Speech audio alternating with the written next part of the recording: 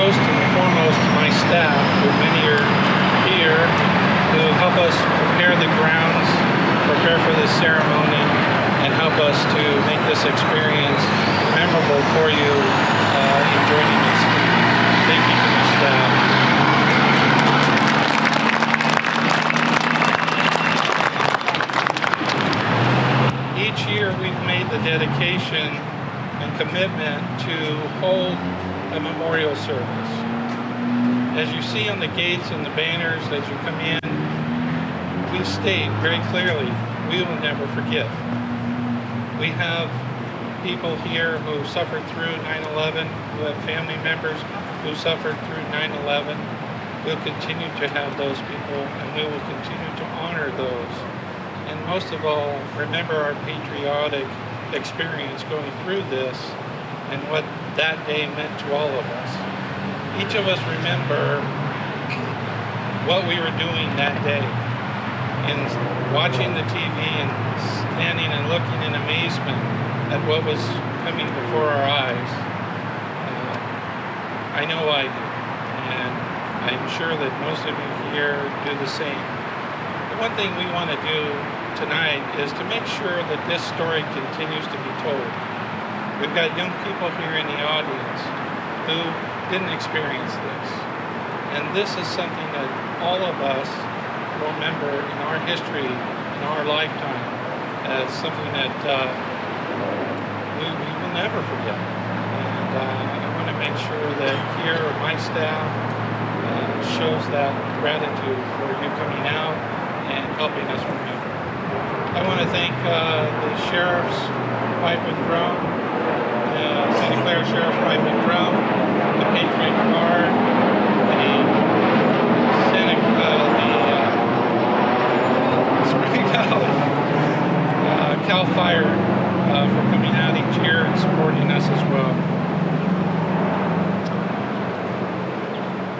This evening, unfortunately, is a City Council meeting, so the mayor could not attend this evening, but wanted to express his condolences and that he would like to be with us, but civic duty calls his time. Tonight I'd like to introduce Reverend Ryan Wright. Ryan and I have been friends for many years. His experience with 9/11 is unique because he was there. He was there helping the people after the event, and he has a story to be told that we need to hear and we need to pass on. So without further ado, Pastor Ryan.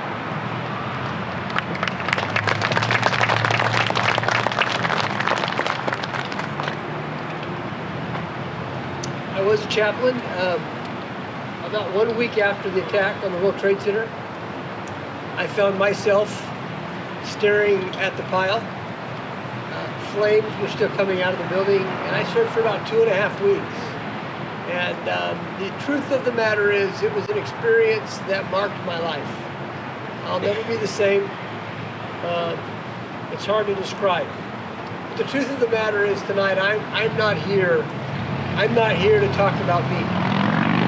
I want to start today by saying thank you to Oak Hill for this event, for helping us to keep the promise that we all made on that day, September 11th, 2001. And that was that we would never forget.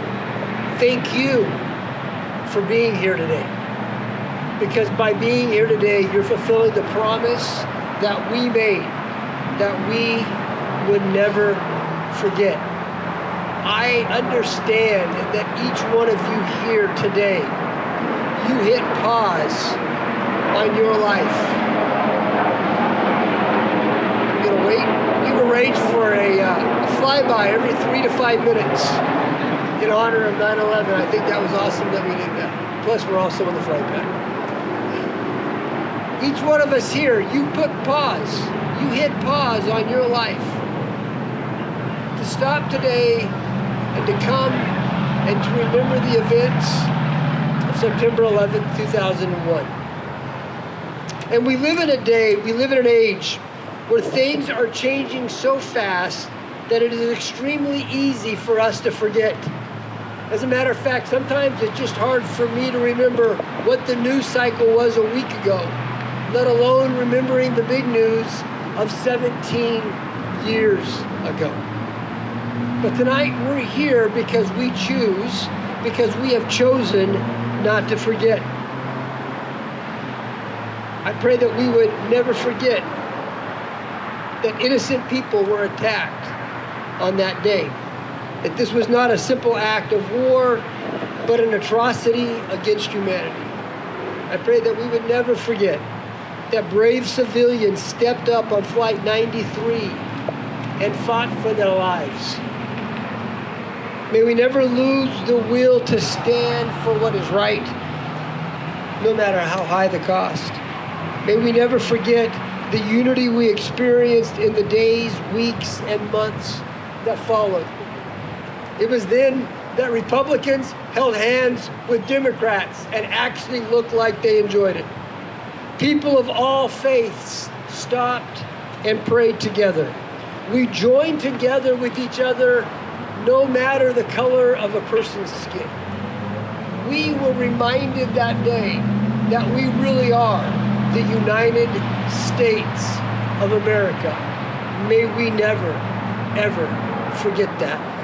May we never forget that what we take for granted can be taken away so swiftly and without notice. None of us has the guarantee of tomorrow, but all of us have the guarantee that one day we will too die. I say those facts not to depress you, but to inspire us to live each moment to the fullest, to leave no words unsaid, to leave no song unsung, and no letter unwritten. When we find ourselves in a place like this cemetery, may we be laid to rest, completely empty in our souls, because we gave all that we had away while we were alive. I pray that we'll never forget the countless young Americans that ran to the recruiter's office and enlisted in our military. Many of them have since laid down their lives because of the events of that day. We said we would never forget. May we never forget that brave first responders voluntarily laid down their lives that day as they ran into the towers, while everyone else was trying to get out of the towers. To the first responders among us, we want you to know that we have not forgotten what they did. And we have not forgotten what you are doing now. These memories create in us not just a sense of sorrow, but also a sense of deep gratitude. In the world we live, the headlines and the news do not reflect the gratitude that the majority of us feel for you. And today, I believe it's appropriate that we would stop and say thanks to those who serve among us and are still with us. So to the first responders here today, I say thanks. Thanks for coming when we hear a noise and we aren't familiar with in our backyard. You know it was a neighbor's cat, but you never discourage us from calling. Thanks for being there so quickly When our baby stopped breathing, our father had a heart attack. Our car had been hit, or our teenage kid didn't come home last night. Thanks for talking to our kids about things that we should have been talking to them about already. Thank you for taking the furniture and pictures and family keepsakes out of our burning homes so that the tragedy that just nailed our family wouldn't be so bad. It was the last thing on our minds, but the first thing that we would have missed after we knew that everyone was okay. And you knew that. Thank you. Thanks for comforting us after you had to deliver devastating news that one of our loved ones had died. Thanks for showing up at our school events with your police cars and fire trucks, and for being kind to our kids. Thanks for running to help us in crisis when everyone else was running away. Thanks for risking your lives. We know that you are designed as a modern-day warrior, that you, by instinct, run to the battle, whether it is to battle a house fire or gunfire. You were designed to fight for our community. We are safer because you are among us. I don't know if we can ever say thank you enough, but I do know that we don't say thank you near enough. Forgive us as a community. We too easily forget that you are human, that you have a heart and compassion. We forget that most of the things that break our hearts on the news broke your hearts first at the scene. Forgive us because we mistake your humor for callousness, when in reality, it is simply how you survive. We forget that you are married, that you have kids the same age as the toddler who just got ran over, or the teenager who killed themselves. Forgive us. We forgot that you are people too. That what we say on our Facebook page, or the finger that someone will give you as they drive by, makes more of a statement about our ignorance than it does about you or your profession. Forgive us for saying it must be nice to sleep all night while you're at work. Forgive us for complaining because you didn't get here fast enough, for not appreciating your ability to make rapid-fire, life-changing decisions under some of the most difficult of circumstances. Forgive us for celebrating Steph Curry's ability to nail a three-point shot from half court and not appreciating your ability to get an IV into a dehydrated infant that saves its life with the family screaming frantically in your ear. Thank you for treating us better than we often treat you. Thank you for giving us your best when you find us at your worst. If there's nothing else you hear, and if you only hear one thing, this is what we want you to hear. Thank you. What you do is so important to our community. I speak as one, but I'm confident I speak for the majority. Thank you from the bottom of our hearts. We stand here today keeping our promises to not forget September 11th, 2001. My fear is that while we remember that day, that we would lose sight of the fact that even among us today are heroes who would have ran into the tower if they were there. And for us to stop today and to remember who they are. And for us to stop today and remember the sacrifices that have been made for a country and for our freedom. If today we do that, we will have honored our promise when we said we will never forget. Thank you very much.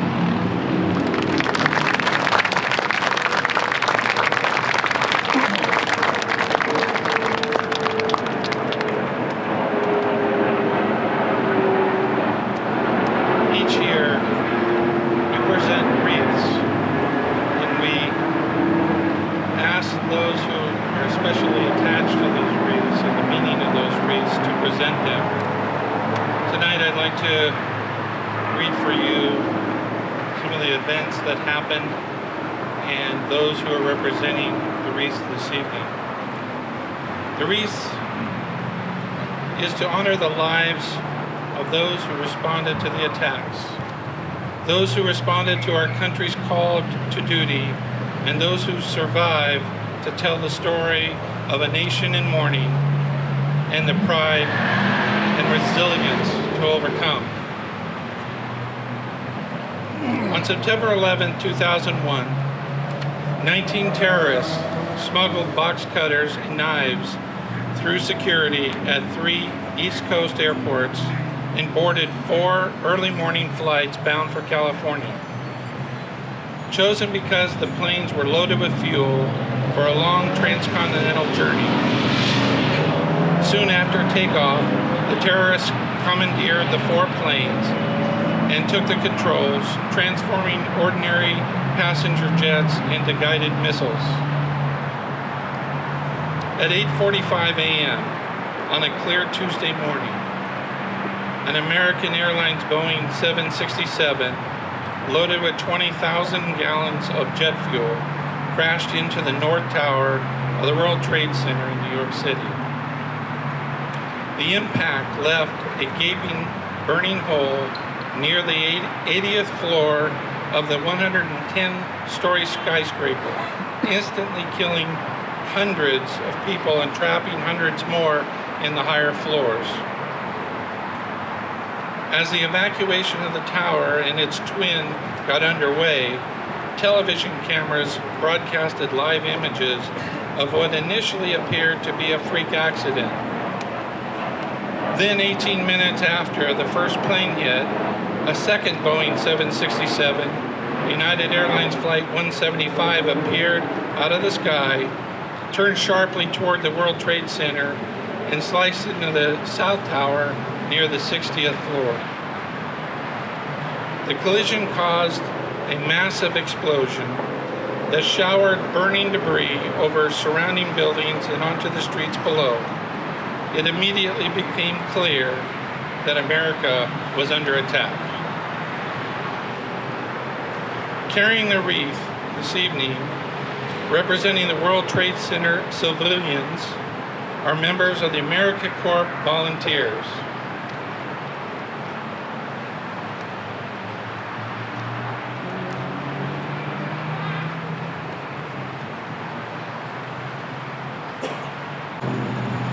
As millions watched the event unfolding in New York, American Airlines Flight 777 circled over downtown Washington, D.C. before crashing into the west side of the Pentagon military headquarters at 9:45 a.m.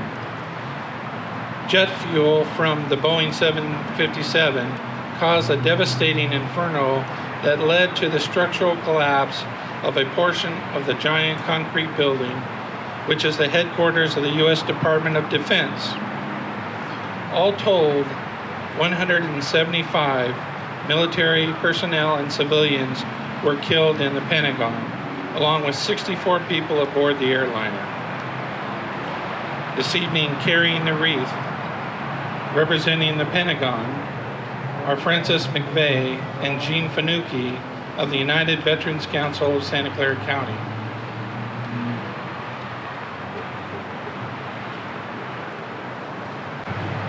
Less than 15 minutes after the terrorists struck the nerve center of the U.S. military, the horror in New York took a catastrophic turn when the South Tower of the World Trade Center collapsed in a massive cloud of dust and smoke. The structural steel of the skyscraper, built to withstand winds of excess of 200 miles an hour and a large conventional fire, could not withstand a tremendous heat generated by the burning jet fuel. At 10:30 a.m., the north building of the Twin Towers collapsed. Only 6 people in the World Trade Center towers at the time of their collapse survived. Almost 10,000 others were treated for injuries. Many survived only because of the heroics of the first responders. Carrying the first responders' wreath tonight are members of CAL FIRE Spring Valley Fire Department.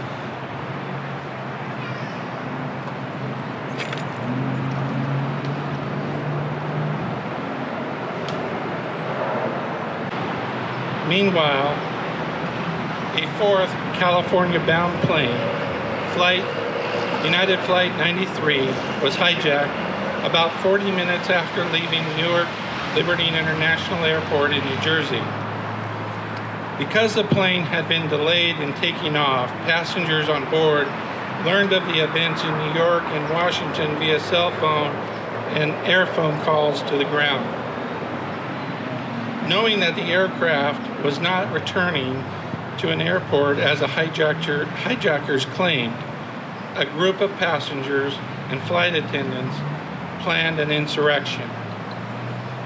The passengers fought the 4 hijackers and are suspected to have attacked the cockpit with a fire extinguisher. The plane then flipped over and sped toward the ground at upwards of 500 miles per hour, crashing into a rural field near Shanksville in western Pennsylvania at 10:10 a.m. All 44 people aboard were killed.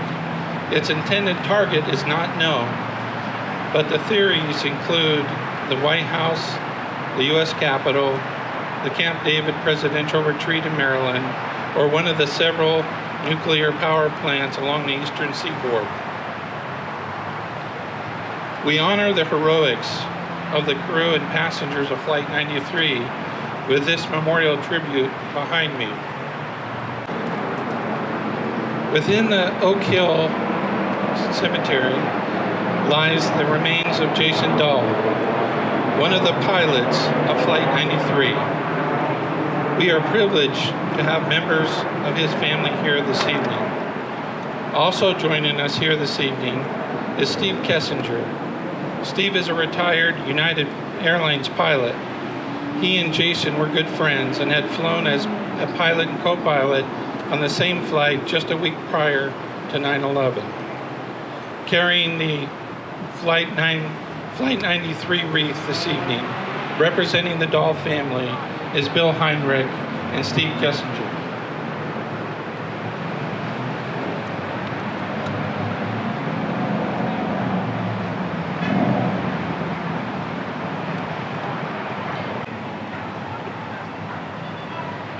A total of 2,996 people were killed in the 9/11 attacks, including the 19 terrorist hijackers aboard the 4 airplanes.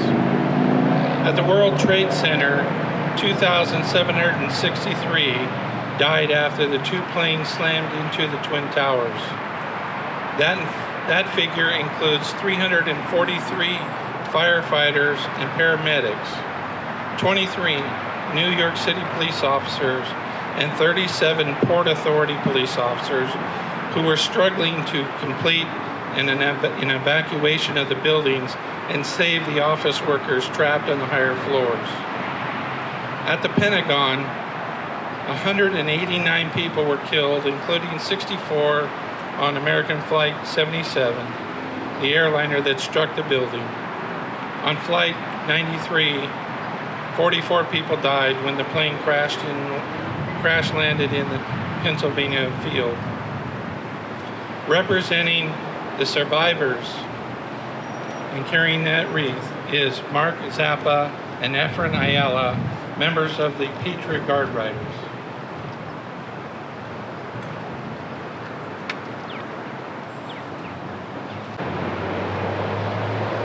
At 9 p.m., President George W. Bush delivered a televised address from the Oval Office declaring terrorist attacks can shake the foundation of our biggest buildings, but they cannot touch the foundation of America. These acts shatter steel, but they cannot dent the steel of the American resolve. Since 2001, men and women of the U.S. military have battled and gave their lives to combat radical terrorist groups. They continue to protect our liberties today. Carrying the wreath representing the U.S. military are members of the 23rd Marine Corps Honor Guard Detail.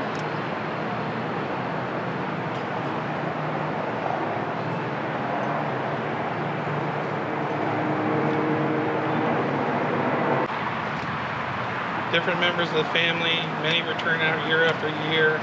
They're asked to travel across the country representing Jason and the heroic acts of the passengers and crew on the Flight 93. It's a trying time. It's an emotional time. And year after year, they come here to share with you and to be with you this evening. And tonight is no different. Tonight, we have Jason's brother-in-law, Bill Heinrich, who's gracious enough to come and address us. Bill?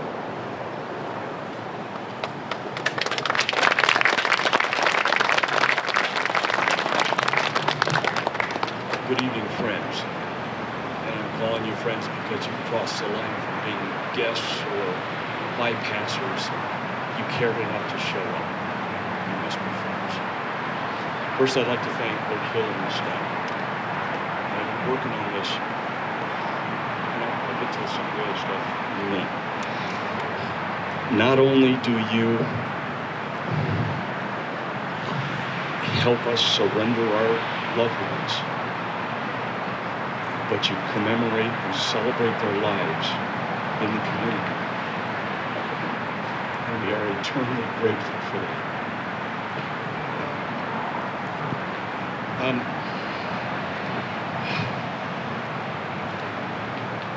If you wanted to know all the facts about this, I could go on for hours, but let me make this short, or reasonably short.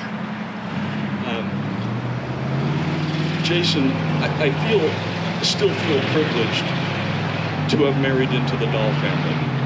And this is a long time. My wife and I have celebrated 46 years of marriage this year. And through that, we've had incredible joy, incredible experiences, and incredible losses. We understood that loss is a part of life, and I invite you. Jason is buried up on the hill there. Next to his father's there, a decorated World War II veteran, and his brother.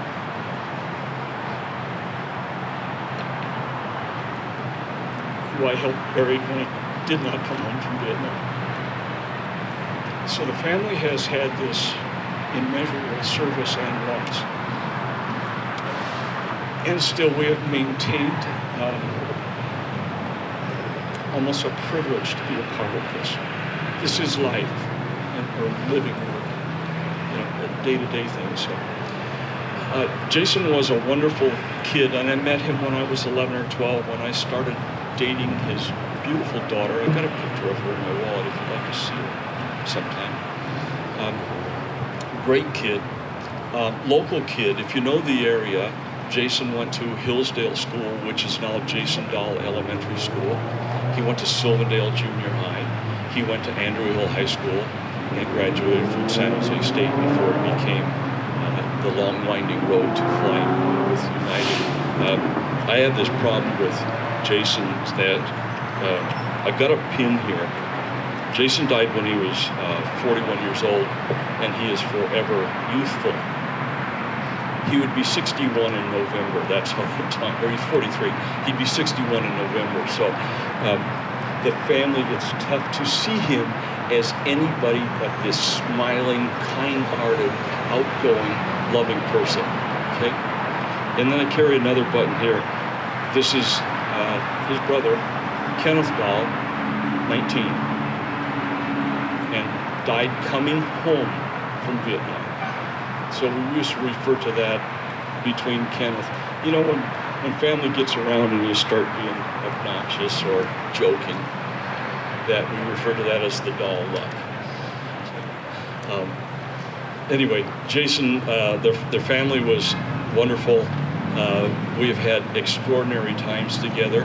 17 years, though, we have missed both brothers. Thanksgiving, Christmas, High Holy Days, graduations, baptisms, all those things. But we still continue, and we expand the family, and we create a whole sea of new friends that embrace this loss. I was telling Rob that our entire family, about 4 days before 9/11, we kind of go into this emotional hiding place. But by the time 9/11 gets here, we're ready to come out. And my wife and I were talking about this process, and we'd kind of come to the conclusion that on 9/11/2001, civility was shattered. This is like nothing, has ever happened to America. And it seemed like it gave license to high school shootings and train shootings and this violence that you can solve anything by picking up a weapon or through anger. The opposite of that is that we've never seen so much outpouring of human dignity, caring, kindness as a result of 9/11. And we had people show up to the house, we didn't know who they were, people bringing food, and continue to embrace and help the entire family. And we see that, again, referring to Rob's address here, that undying commitment to human kindness, human service through our first responders, police, fire, medical, everybody who is going in or cleaning up or trying to make us, or trying to help us have a better life. And I'm really grateful to all. You guys have quite a line here. There are other people out there too. So anyway, I think the only way we can fight this lack of civility is to become more and more civilized and re-entrench ourselves and continue to try and do better. I brought a couple of things. I brought props. If you are interested, Jason was a really proud graduate of San Jose State Aviation, and they have a memorial there if you'd like to see what was going on there when Jason was in college. He was incredibly involved, service organizations, and they have an excellent program, and that's someplace you might like to go. The other one was the USS Somerset. The Navy commissioned 4 ships to commemorate the 9/11 tragedies, and the USS Somerset commemorates the Flight 93 crash. It crashed in Somerset County, so that hence Somerset. And it is a rapid response naval vessel, military primarily, but its the second objective is to provide a maximum amount of emergency services for hurricanes, working on those tidal waves, that kind of thing that they cannot get traditional transportation to. USS Somerset, and if you check Fleet Week, they come in about every other year. And if you walk up there and say, I was a friend of Jason Dahl and the Dahl families, I think you can cut the line. It's a good deal. And the last one I brought was, they've completed the final phase of the Flight 93 Memorial in Shanksville, Pennsylvania. If you ever get there, it is stunning. We have had a family representative there every year since November of '01 to participate in all the commemorative services and some of the planning and some of the other things that go on around 9/11.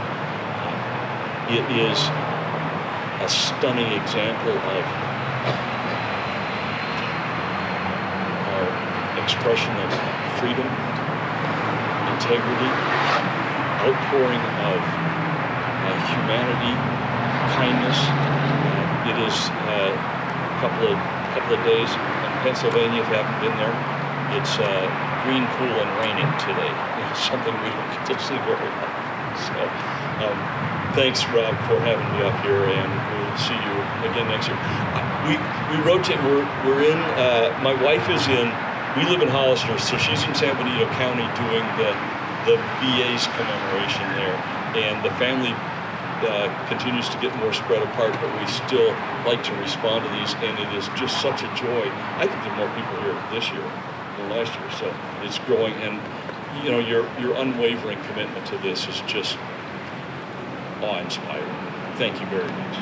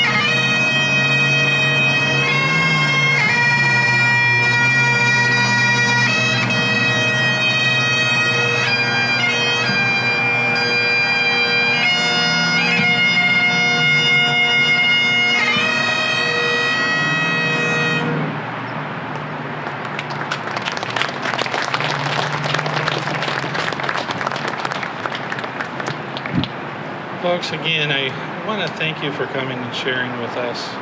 I think it's important on a day like today and events that are so critical in our history in our nation that we spend time together during these days. We see the events, we see the videos on our televisions, but it's not the same as being here together and sharing with one another in person. And so I invite you, come back next year, bring a friend, bring your family, because we'll be here. We're committed. We will never forget.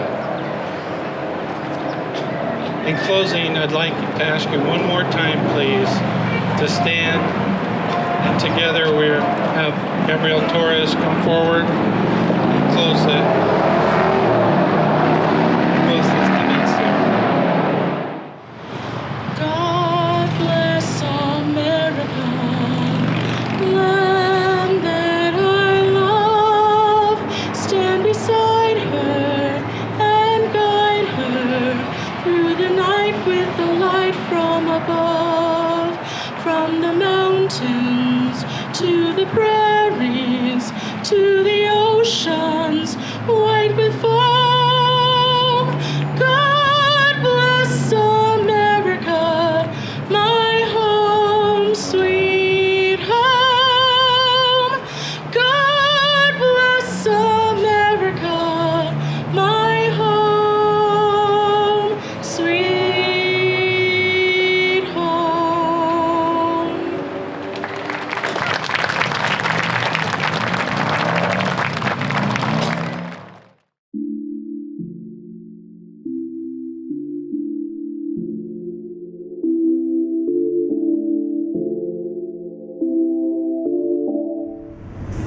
Hi, my name is Queen Anne Cannon. I'm the executive producer of Peninsula View, and I'm here to talk to you about a serious conversation today.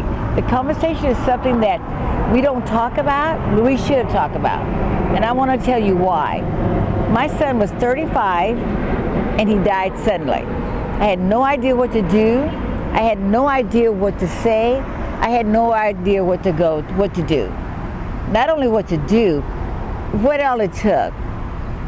So I'm here to give you information so that you can show your love for your family by protecting them in doing pre-planning. So you say protect them in doing pre-planning. What does that mean? That means that you make all your wishes are put down on paper. The financial part is taken care of. The emotional part is taken care of. We work with a group of people here at Oak Hill. We're nationwide. We're the largest in Northern California. We also have in Canada and in Puerto Rico. We're here to serve you. And all you need to do is be willing to listen to what it's going to take for you to protect the ones you love. You buy hospital insurance, you have automobile insurance, you have renter's insurance, but people do not want to face the fact that they need pre-planning. They need to put their pre-plan in place. They need to have it so that it's paid for. We offer 3 packages. We offer funeral services, burial service, and travel service. If you're traveling TRPP, travel relocation, you may be taking a vacation in Hawaii, something unfortunately happened, God forbid, and we have to get your body here, back to wherever you want to be buried to. Doesn't it make sense to pre-plan? I talk to so many families, and it's such a fear with people. It's as if we don't want to face the fact that we're not, may or may not be here tomorrow. Well, I'm here to tell you, my son passed away like today, and tomorrow I had to do all this myself, try to figure out, did he want cremation or burial? Did he want to be buried? Did he want what kind of memorial service we had? All the questions I couldn't answer. I had to just persevere, as most people do when they lose a loved one.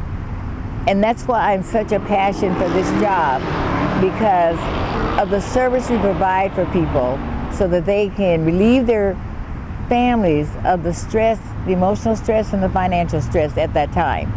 So I'm here at Oak Hill. This is where I work. This is my 4th career. We're in front of the memorial for the 9/11 in 2001. This is a memorial that we've set up. Lots of veterans are around here. I have spent my life serving people, and this is, to me, is the best service I've ever done. I don't intend to have another career because I am totally committed. I don't care how long it takes, how much it takes. I want people to realize the importance of pre-planning. I'm here with a group of people. You'll be hearing from them. We speak different languages. There we represent all kinds of cultures. You'll be hearing from some of them. We work as a team. We want you to call and make an appointment so that you can find out what it's going to take for you to pre-plan. I urge you to do that because this is no joke. Every week I'm losing someone. I don't know if it's because of my age now, but families, I'm losing my families. I'm losing my friends. And the worst thing is they're not pre-planned and their families are now caught up with, what do I do? Is this what he wanted? Am I doing the right thing? And the only way you can answer those 2 questions is to talk to one of us, a pre-planning advisor. We can give you structure, we different costs, different plans. You do it your way. How do you want you to be remembered? What legacy are you providing for your family? And you have an opportunity while you're well, while you're healthy, and while you can talk about it to your family and your friends, and in a civilized, unemotional, kind of fun, kind of ceremony. Some people go out to dinner to discuss it. Some people discuss it over Thanksgiving dinner, over a holiday celebration. However you do it, just it's a completion of life. The legacy is there for your children, your grandchildren, your great-grandchildren. It takes courage, commitment, an honest show of love and affection that you want them protected whenever something happens to you. They'll know that you love them because you took the time to protect them at this very emotional and stressful time. That is like the best you can give to your family. So I urge you to call us.